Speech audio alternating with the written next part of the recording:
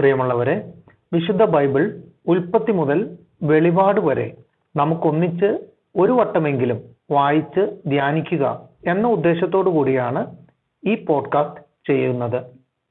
ഈ ബൈബിൾ പാരായണത്തിന് നമ്മൾ ഉപയോഗിക്കുന്നത് POC മലയാളം ബൈബിളാണ്.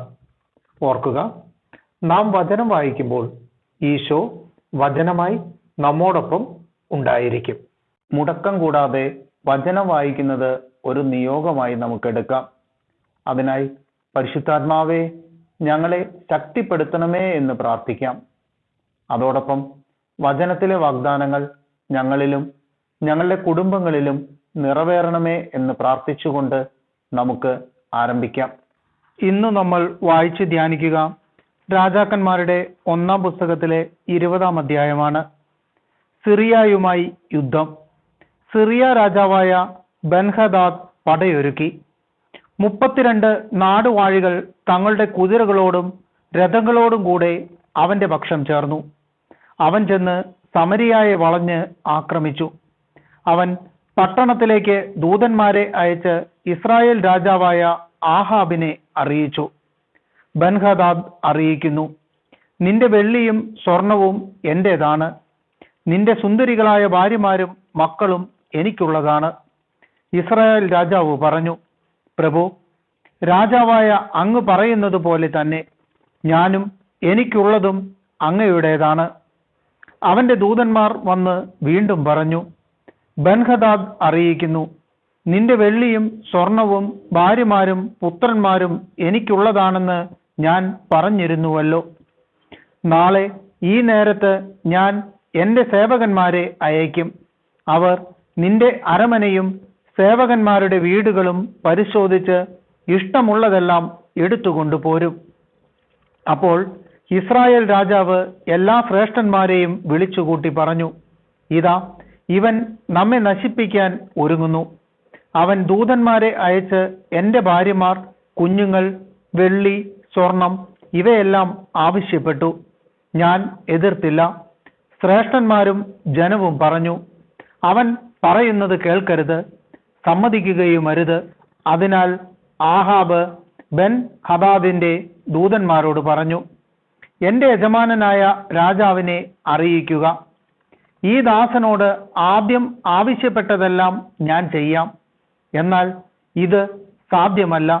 ദൂതന്മാർ മടങ്ങിച്ചെന്ന് വിവരമറിയിച്ചു.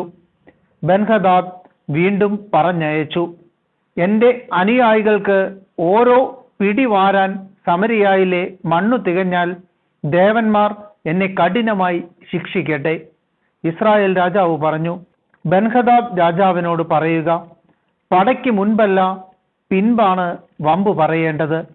ബെൻഹദാദും നാടുവാഴികളും കൂടാരങ്ങളിൽ കുടിച്ച് മതിക്കുമ്പോഴാണ് ആഹാബിന്റെ മറുപടി ലഭിച്ചത്. ഉടനെ അവൻ സൈന്യത്തിന് പുറപ്പെടാൻ ആജ്ഞ നൽകി. അവർ നഗരത്തിനെതിരെ നിലയുറപ്പിച്ചു. അപ്പോൾ ഒരു പ്രവാചകൻ ഇസ്രായേൽ രാജാവായ ആഹാബിനെ സമീപിച്ചു പറഞ്ഞു, കർത്താവ് അരുൾ ചെയ്യുന്നു, ഈ മഹാസൈന്യത്തെ നീ കണ്ടില്ലേ? അതിൻ്റെ മേൽ നിനക്ക് ഞാൻ ഇന്ന് വിജയം നൽകും. ഞാനാണ് കർത്താവ് എന്ന് നീ അറിയും. ആഹാബ് ചോദിച്ചു, ആരാണ് പൊരുതുക? പ്രവാചകൻ പറഞ്ഞു, കർത്താവ് കൽപ്പിക്കുന്നു, ദേശാധിപതികളുടെ സേവകന്മാർ യുദ്ധം ചെയ്യട്ടെ. ആഹാബ് ചോദിച്ചു, ആരാണ് തുടങ്ങേണ്ടത്? നീ തന്നെ. പ്രവാചകൻ പ്രതിവചിച്ചു. രാജാവ് ദേശാധിപതികളുടെ സേവകന്മാരെ അണിനിരത്തി. അവർ 232 പേരുണ്ടായിരുന്നു. അവരുടെ പിന്നിൽ 7000 പേർ വരുന്ന ഇസ്രായേൽ സൈന്യം നിരന്നു. അവർ ഉച്ചനേരത്ത് പുറപ്പെട്ടു. അപ്പോൾ ബെൻഹദാദും അവന്റെ പക്ഷം ചേർന്ന 32 നാടുവാഴികളും കൂടാരങ്ങളിൽ മദ്യപിച്ച് ഉന്മത്തരായി കൊണ്ടിരുന്നു. ദേശാധിപതികളുടെ സേവകന്മാർ ആദ്യം പുറപ്പെട്ടു. കാവൽ സംഘം മടങ്ങിച്ചെന്ന് സമരിയായിൽ നിന്ന് സൈന്യം വരുന്നുണ്ടെന്ന് ബെൻഹദാദിനെ അറിയിച്ചു. അവൻ കൽപ്പിച്ചു, അവർ വരുന്നത് സമാധാനത്തിനാണെങ്കിലും യുദ്ധത്തിനാണെങ്കിലും അവരെ ജീവനോടെ പിടിക്കുവിൻ.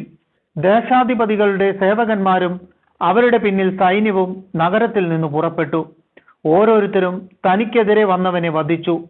സിറിയക്കാർ പലായനം ചെയ്തു. ഇസ്രായേൽ അവരെ പിന്തുടർന്നു. സിറിയ രാജാവായ ബെൻഹദാദ് കുതിരപ്പുറത്ത് കയറി ഏതാനും കുതിരപ്പടയാളികളോടൊപ്പം രക്ഷപ്പെട്ടു. ഇസ്രായേൽ രാജാവ് പടക്കളത്തിലെത്തി കുതിരകളും രഥങ്ങളും സ്വന്തമാക്കി. സിറിയാക്കാർ കൂട്ടക്കൊലക്കിരയായി. പ്രവാചകൻ വീണ്ടും ഇസ്രായേൽ രാജാവിനോട് പറഞ്ഞു, ശക്തി സംഭരിക്കുക, കാര്യങ്ങൾ ശ്രദ്ധയോടെ ആസൂത്രണം ചെയ്യുക. സിറിയ രാജാവ് അടുത്ത വസന്തകാലത്ത് ആക്രമിക്കും. സേവകന്മാർ സിറിയ രാജാവിനെ ഉപദേശിച്ചു, ഇസ്രായേലിന്റെ ദേവന്മാർ ഗിരിദേവന്മാരാണ്, അതുകൊണ്ടാണ് അവർ നമ്മേക്കാൾ പ്രബലരായത്. സമതലത്തിൽ വെച്ച് യുദ്ധം ചെയ്താൽ അവരെ നിശ്ചയമായും കീഴടക്കാം. ഒരു കാര്യം കൂടി ചെയ്യണം, നാടുവാഴികളെ സ്ഥാനത്തു നിന്നു മാറ്റി പകരം സൈന്യാധിപന്മാരെ നിയമിക്കുക. നഷ്ടപ്പെട്ടത്ര വലിയ സൈന്യത്തെ അണിനിരത്തണം. കുതിരയ്ക്ക് കുതിര, രഥത്തിനു രഥം. നമുക്കവരെ സമതലത്തിൽ വെച്ച് നേരിടാം. നിശ്ചയമായും നമ്മൾ വിജയം വരിക്കും. ബൻഹദാദ് അവരുടെ അഭിപ്രായം സ്വീകരിച്ച് അങ്ങനെ ചെയ്തു. വസന്തത്തിൽ ബൻഹദാദ് സിറിയാക്കാരെ സജ്ജീകരിച്ച് ഇസ്രായേലിനെതിരെ യുദ്ധം ചെയ്യാൻ ആഫേക്കിലേക്ക് പോയി. ഇസ്രായേൽക്കാരും സന്നാഹങ്ങളോടുകൂടി അവർക്കെതിരെ വന്നു. ദേശം നിറഞ്ഞു നിന്ന സിറിയാക്കാരുമായി താരതമ്യപ്പെടുത്തുമ്പോൾ 2 ഗണമായി താവളമടിച്ച ഇസ്രായേൽ സൈന്യം ചെറിയ 2 ആട്ടിൻപറ്റം പോലെ തോന്നി. അപ്പോൾ ഒരു ദൈവപുരുഷൻ ഇസ്രായേൽ രാജാവിന്റെ അടുത്തെത്തി പറഞ്ഞു, കർത്താവ് അരുൾ ചെയ്യുന്നു, കർത്താവ് ഗിരിദേവനാണ്, സമതല പ്രദേശത്തെ ദേവനല്ല എന്ന് സിറിയാക്കാർ പറയുന്നതിനാൽ ഞാൻ ഈ വലിയ സൈന്യത്തെ നിന്റെ കയ്യിൽ ഏൽപ്പിച്ചു തരും. ഞാനാണ് കർത്താവെന്ന് നീ അറിയും. സൈന്യങ്ങൾ 7 ദിവസം മുഖാഭിമുഖമായി പാളയങ്ങളിൽ കഴിഞ്ഞുകൂടി. 7-ാം ദിവസം യുദ്ധം തുടങ്ങി. ഇസ്രായേൽക്കാർ ഒറ്റ ദിവസം കൊണ്ട് 100,000 സിറിയൻ ഭടന്മാരെ വധിച്ചു. അഫേക് നഗരത്തിലേക്ക് പലായനം ചെയ്ത ശേഷിച്ച 27,000 ഭടന്മാരുടെ മേൽ പട്ടണത്തിന്റെ മതിൽ ഇടിഞ്ഞു വീണു. ബൻഹദാദ് നഗരത്തിലെ ഒരു ഉള്ളറയിൽ ഓടിയൊളിച്ചു. സേവകന്മാർ അവനോട് പറഞ്ഞു, ഇസ്രായേൽ രാജാക്കന്മാർ ദയയുള്ളവരാണെന്ന് ഞങ്ങൾ കേട്ടിട്ടുണ്ട്. ചാക്കുടുത്ത് തലയിൽ കയറു ചുറ്റി ഇസ്രായേൽ രാജാവിന്റെ അടുത്തേക്ക് പോകാൻ ഞങ്ങളെ അനുവദിക്കുക. അവൻ അങ്ങയുടെ ജീവൻ രക്ഷിച്ചേക്കാം. അവർ ചാക്കുടുത്ത് തലയിൽ കയറു ചുറ്റി ഇസ്രായേൽ രാജാവിനെ സമീപിച്ചു പറഞ്ഞു, തന്റെ ജീവൻ രക്ഷിക്കണമെന്ന് അങ്ങയുടെ ദാസൻ ബൻഹദാദ് യാചിക്കുന്നു. ആഹാബ് പ്രതിവചിച്ചു, അവൻ ഇപ്പോഴും ജീവിച്ചിരിപ്പുണ്ടോ? അവൻ എന്റെ സഹോദരനാണ്. ബൻഹദാദിന്റെ സേവകന്മാർ ഒരു ശുഭലക്ഷണം കാത്തിരിക്കുകയായിരുന്നു. സഹോദരൻ എന്ന് ആഹാബ് പറഞ്ഞപ്പോൾ അവർ അത് ശുഭലക്ഷണമായി എടുത്തു പറഞ്ഞു, അതെ, അങ്ങയുടെ സഹോദരൻ ബൻഹദാദ്.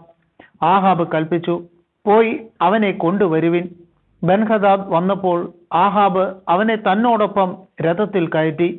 ബൻഹദാദ് ആഹാബിനോട് പറഞ്ഞു, എന്റെ പിതാവ് അങ്ങയുടെ പിതാവിൽ നിന്ന് പിടിച്ചെടുത്ത പട്ടണങ്ങൾ ഞാൻ മടക്കി തരാം. എന്റെ പിതാവ് സമരിയായിൽ ചെയ്തതുപോലെ അങ്ങ് ദമാസ്കസിൽ കച്ചവട കേന്ദ്രങ്ങൾ സ്ഥാപിച്ചാലും.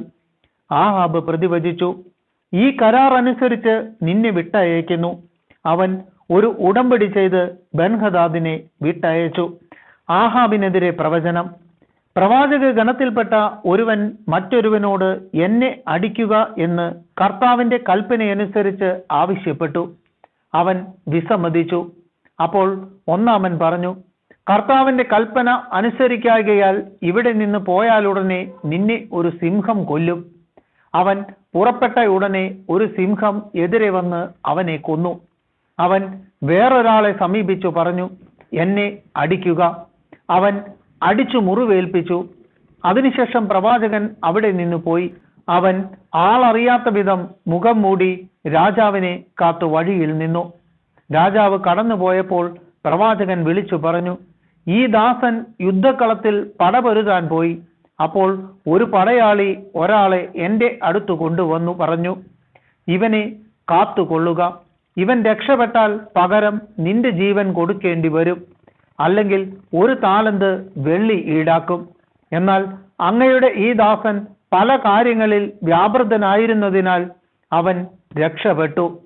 ഇസ്രായേൽ രാജാവ് പറഞ്ഞു, നീ നിശ്ചയിച്ച വിധി തന്നെ നിനക്കിരിക്കട്ടെ. അവൻ തൽക്ഷണം മുഖം മൂടിയിരുന്ന തുണി അഴിച്ചു മാറ്റി പ്രവാചകന്മാരിൽ ഒരുവനാണ് അവനെന്ന് ഇസ്രായേൽ രാജാവിന് മനസ്സിലായി. പ്രവാചകൻ രാജാവിനോട് പറഞ്ഞു, കർത്താവ് അരുൾ ചെയ്യുന്നു, ഞാൻ നശിപ്പിക്കാൻ ഒഴിഞ്ഞിട്ടിരുന്നവനെ നീ വിട്ടയച്ചു. എന്നാൽ അവന്റെ ജീവന് പകരം നിന്റെ ജീവനും അവന്റെ ജനത്തിനു പകരം നിന്റെ ജനവും എടുക്കപ്പെടും. ഇസ്രായേൽ രാജാവ് ദുഃഖാകുലനായി സമരിയായിലെ കൊട്ടാരത്തിലേക്ക് മടങ്ങി.